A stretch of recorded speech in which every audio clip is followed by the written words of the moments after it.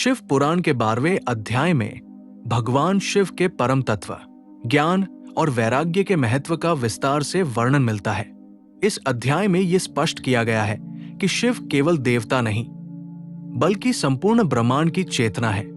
वे सृष्टि के कण कण में विद्यमान है और जो साधक इस सत्य को समझ लेता है, उसके जीवन में अज्ञान का अंधकार समाप्त हो जाता है।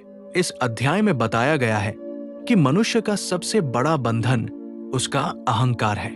जब तक मनुष्य स्वयं को कर्ता मानता है, तब तक वो जन्म और मृत्यु के चक्र में फंसा रहता है।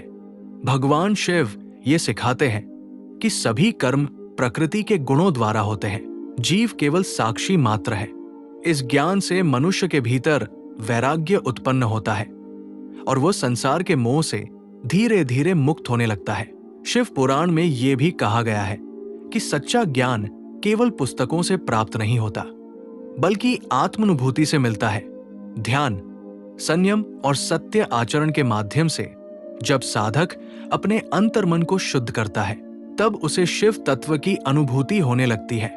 ये अनुभूति भय, शोक और भ्रम को नष्ट कर देती है। अध्याय 12 में वैराग्य का विशेष महत्व बताया गया है।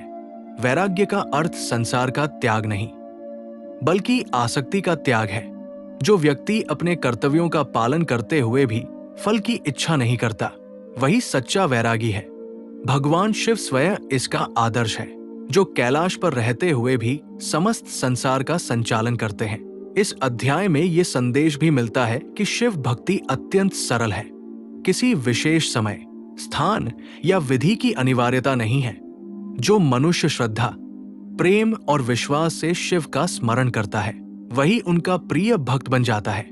शिव की कृपा से साधक के भीतर विवेक जागृत होता है और वो सही व गलत का भेद समझने लगता है। अंत में ये बताया गया है कि शिव ज्ञान का अंतिम फल मोक्ष है। जब जीव अपने वास्तविक स्वरूप को पहचान लेता है और स्वयं को शिव तत्व में विलीन कर देता है, तब वो जन्म मृत्यु के बंधन से मुक्त हो जाता है। यही शिव पुराण के 12वें अध्याय का मूल संदेश है, जो मानव जीवन को सार्थक बनाने की प्रेरणा देता है।